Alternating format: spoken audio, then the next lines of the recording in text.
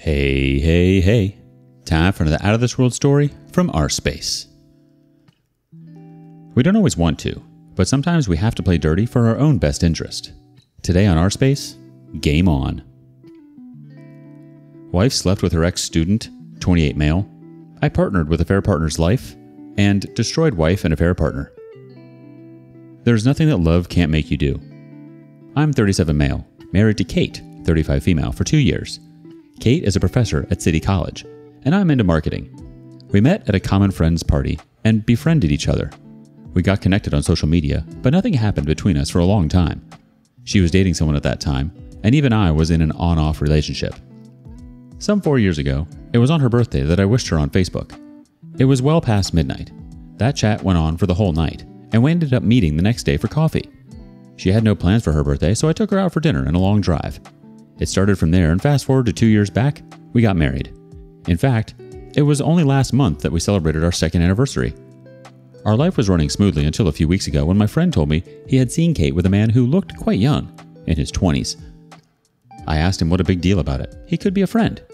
My friend hesitantly told me their body language didn't suggest he was a friend. They were sitting very close to each other, and the guy's hand was on Kate's waist, and his lips were almost feeling her cheeks. My friend said he stood there for a while to see if it was just a mere misunderstanding, but he actually saw them cuddling. I asked him if he had taken any pictures of them. He said it happened so suddenly that it just didn't click him to take pictures. Besides, it was a public place, and he was afraid that people would have frowned at him for clicking a couple in their romantic moment. Although I believed my friend, it was just too vague to confront Kate about this. I could not label her to be a cheater on the basis of what my friend had seen. On returning home, I saw Kate busy reading a book. I wanted to ask her if she had met her friend that day, but I couldn't figure out the best way to ask this without sounding suspicious. It would have been easier if we were a couple who shared every minute details of the day with each other. It wasn't that we didn't share anything, but we didn't share everything, just the important ones. In order to get into the zone, I started small talk with Kate. I made up a story that I bumped into my school friend today at a client meeting. He was our client, and we ended up having lunch together.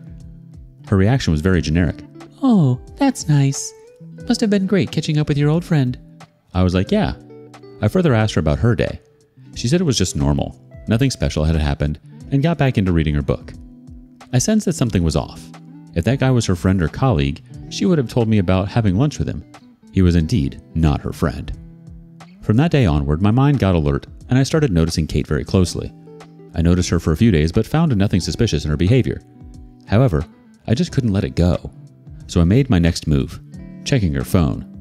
So that night, when she was asleep, I logged into her phone.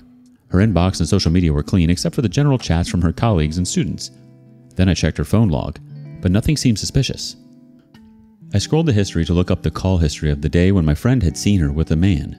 I found a phone call just during the time my friend had seen them together. The contact was saved as Roomy16, which meant he was her student of the 2016 batch. Kate saves the contact of her student with name and batch number for easy recognition. I was perplexed. It was still believable that she was sitting closely with a friend, but with her student. It sounds so weird and gross.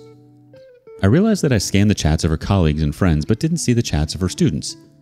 Your wife sleeping with her student is the last thing one can imagine. I opened her WhatsApp again and looked for Roomy's chat, and there it was. She had been sexting him for the last few months. Prior to that, the chat was of 2016, with messages of farewell and good wishes. It seemed that 2 months ago he texted her that he was back in the city. Apparently he moved to Texas after his graduation. I didn't have the time to read all the messages one by one, so I exported the chat to my mail and deleted the history. I wanted to read everything she had been saying to her young lover. I spent the night reading and rereading the conversation. After reading the messages, I got to know that we were in a physical relationship while he was still in college. It started when Kate started taking his class in his final year. Roomy realized that Kate was having a soft corner for him, and hence, he started softly flirting with her. Kate ignored it initially, but indulged and confessed to him that she felt an unresisted desire to feel his body. That's how their physical relationship started. However, towards the end of college, he fell in love with a girl, apparently the daughter of a rich businessman in Texas, and decided to move to Texas with his girlfriend after graduation. Kate got disheartened to know, and to cheer her up, Roomy did her multiple times during his last few months of stay in college. When I was reading the text on her phone, I read only until the farewell wishes and didn't scroll up further. But I'm glad I exported all the chat, which helped me understand the full story. I'm sure Kate wouldn't have revealed all these in detail. You know, the fun part. Kate was dating someone else during that period. This means that she has always been a cheater. Kate and Rumi had been in no contact since he moved out. Just normal wishes on birthdays and Christmas. Some 3 months back, Rumi texted her that she had shifted back to the city with his wife. His rich girlfriend from Texas was now his wife, and now he is taking care of his father-in-law's business in the city. Rumi initiated the conversation with Kate by saying he missed her body and wanted to taste her again. Kate's initial response to his advances showed that she resisted, but eventually, she gave up and slept with him a few times. Scanning the messages, it looked like it was 4 to 5 times. By the time I finished reading the chats, it was already dawn. I had work the next day, so I tried to get some sleep. By the time I woke up, she had already left for college. I also made my breakfast and went to the office. When I returned from the office, Kate wasn't at home. Usually she comes back from the college by 5 p.m., but it was 7 p.m. and she had still not arrived. She usually used to hang out with her friends and colleagues after college, and it never bothered me. This time it was different. I wanted her to be home so that we could have the confrontation and get done with it. I had all the evidence, so there was no point beating around the bush. The revelation was suffocating me, and I wanted it to be over as soon as possible. As the time passed, I got restless. I called her and asked her to come home. She asked me if everything was fine because I had never done this before. Within 30 minutes, she was home. When she entered the house, I was sitting on the front porch. She understood that the matter was serious because I was neither with my phone or iPad, just sitting idle. She rushed towards me and asked me what was wrong. I told her, "Sorry I disturbed your meeting with Rumi. That's his name, right?" She gave a cold look at me and asked what I meant. I said there was no need to play hide and seek anymore. She said I was accusing her baselessly. I showed her the chat exports, and she froze. She stood silent for a moment and then accused me of breaching her privacy. Really? I sneaked into her phone and that was a privacy breach, and she sneaking into other men's pants is no crime? Wow. I asked her if her last breakup was also due to this Rumi guy. She snapped at me that it was not my business, but I kept repeating myself like a psychopath, and she confessed that her last boyfriend had also broken up when he got to know that she was sleeping with her student. I laughed and asked how she could be so foolish to destroy her relationship for a man who had sorted out all his aspects of his life and was leading it peacefully. She fought back, saying he was really addictive. What? Is his blood filled with cocaine? I told her that she had to leave the house because we were living in my house. She looked unremorseful and said that there was no reason to be overly dramatic, it was just physical, and no emotions were involved. She asked me to reconsider the decision as I was being impulsive. I said, so be it, and asked her to leave. She stamped her foot and went inside, shouting that I would regret my decision and come back running to her in 2 days, pleading with her to come back home. Haha, really? She was effing delusional. Pleading her for reconciliation would be the last thing I'd do in my life. She packed her stuff while I sat on the front porch. While leaving, she didn't even look at me and went out straight. I told her that I would be sending the divorce papers soon and that if she had the same level of self-respect as that day, she should sign it uncontested. She didn't say anything and left. She was behaving as if it were my crime, and I made the mistake of checking her phone and uncovering her cheating. While leaving the house, she gave me an evil vibe that she was not going to let it go easily. If she had been civil, I would have let it go, but the way she showed her tantrums, I badly wanted to destroy her ego. I searched for this Rumi on social media before he would block me. I scavenged his wife's profile and sent her the request, as her account was private. Meanwhile, I hired a lawyer. Rumi's wife didn't accept my request even after 2 days, so I didn't wait for her further. I sent her a few sections of the sex chats between Rumi and Kate, and she replied to me within an hour, asking about me for more details. I told her that I was Kate's husband with whom Rumi had been sleeping. I also sent the section of the chat where Rumi was talking about her and her rich dad's business. She asked me if I could send her the whole conversation. I actually wanted to meet her and reveal everything, but didn't make the move because it would have looked creepy. I asked her for her email and sent it to her. She asked me how did I discover the truth, and I told her everything in detail. I told her to read the messages carefully, and she would get all the clarity. After a couple of hours, she responded, asking if I had confronted this Kate. I said yes. She said that she would involve her father to deal with Rumi and went offline.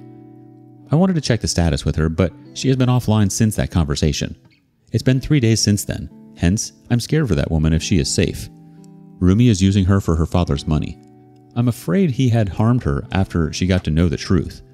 I'm trying to reach out to her through all their social media and emails, but no luck. Hopefully, she is fine. Meanwhile, my lawyer is working on getting divorce papers ready. I'll make an update when the situation escalates. Wow, the fact she wasn't remorseful says it all. Obviously, she's a seasoned cheater. She clearly thinks she's untouchable and that the world revolves around her. You're about to give her a rude awakening. Let's see her wings clipped and watch as she falls back down to reality. Update 1. Thanks for the affirmation. I really thought I was making an impulsive decision, but I did it anyway. I felt so positive when everyone patted me on my post and sent me kudos saying I made a brave move. Thank you all. Okay, so I have some updates. Remember I said Rumi's wife was not responding? She disappeared for a good week. When I finally got a response, I was not relieved but suspicious if it was she or if it was Rumi from her phone, so I asked her for a call. She saw my messages where I was showing my concern about her safety. She called me immediately, and then I was relieved. She told me that as soon as she completed reading the messages, she took the first flight to Texas. She was alone in the city and didn't want to deal with Rumi alone, who sounded so shady on the chat, so she involved her parents. She had switched off her phone for a week at her lawyer's suggestion because Rumi was trying all means to contact her.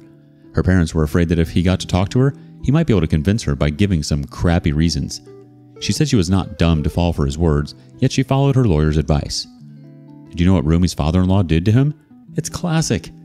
They didn't confront him regarding the cheating. Instead, they said that they had identified some accounting issues in the office handled by Rumi, and until it was over, he should stay away from his wife. Rumi was not able to place his fingers on the sudden suspicion of his in-laws. His father-in-law thought that a cheating case in court would not have done a lot of damage to Rumi because the court doesn't punish you for infidelity. At max, he would have been asked to pay alimony for the mental stress of his wife, but his father-in-law didn't need money. He wanted to destroy him. A few days after this, do you know who reached out to me? Rumi. His exact words were, "Dude, your wife is effing delusional. She's making up stories and insisting I marry her.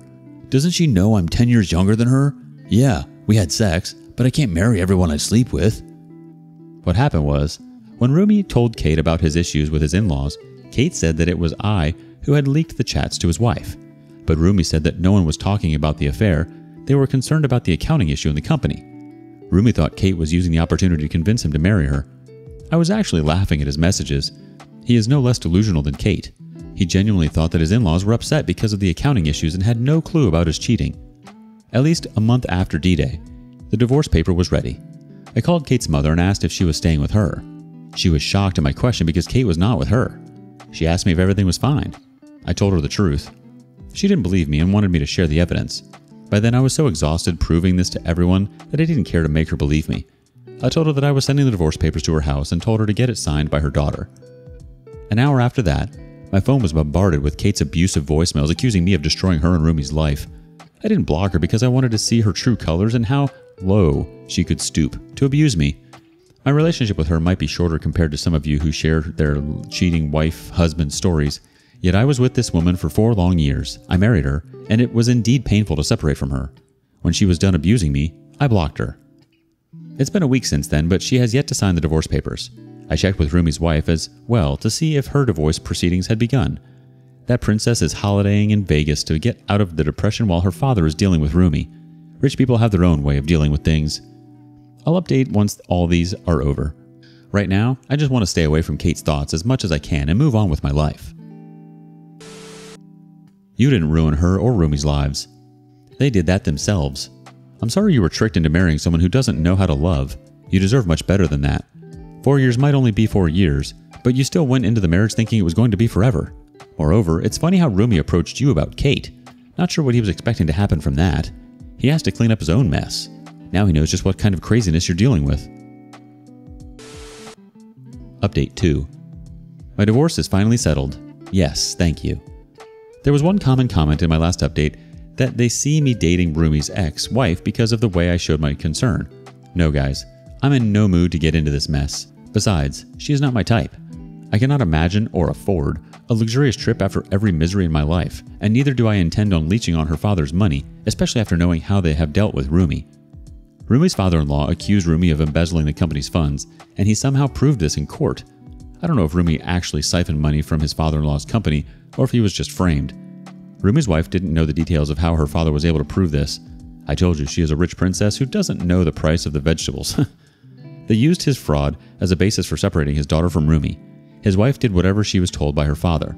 Rumi was fined a hefty amount and had 3 months to pay the amount. In case he defaults, he would be charged criminally. The amount is effing huge, and she is sure that Rumi would not be able to pay that huge amount of money, and he might ultimately land up in jail. Besides, it has cost him huge reputational damage, which mere cheating wouldn't have done. Rumi's father-in-law is indeed a bad freaking man. As far as my case is concerned, Kate played a lot of tricks before signing the papers. She wanted my house as the alimony. She used to be at the forefront of talking about feminism, and when she actually had to show her morals, she stooped so low to rip me off of my house. I don't know if this was feminism according to her. She was the one who cheated on me, and yet she needed to be compensated. What kind of logic is this? But thank God I had a competent lawyer who fought through this and secured my house from her claws, and thank God I had the evidence of her infidelity.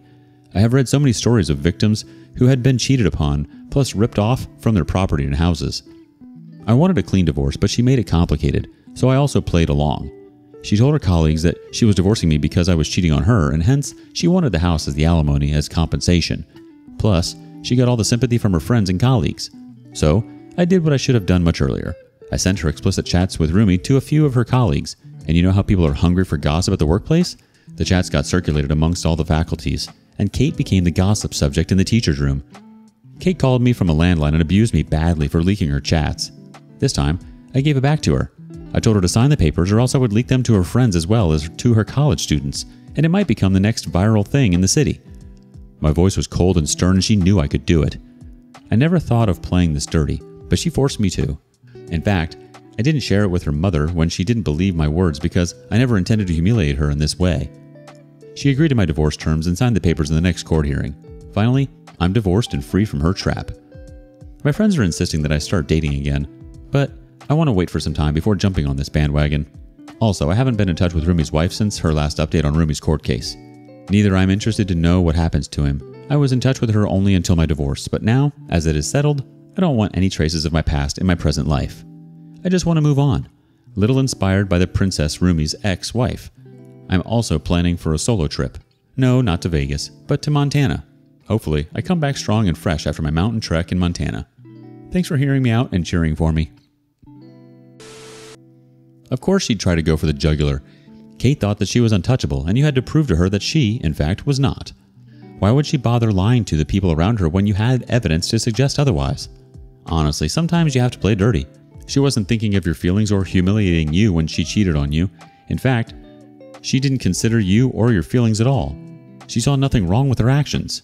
You weren't sending the information to humiliate her. You were doing it to move on, in your own best interest. I hope you have a great trip, OP. Here's to finding yourself again. What do you think? Thank you for joining us today on rSpace. Be sure to like and subscribe and hit that notification bell so you don't miss out on our next video. See you next time.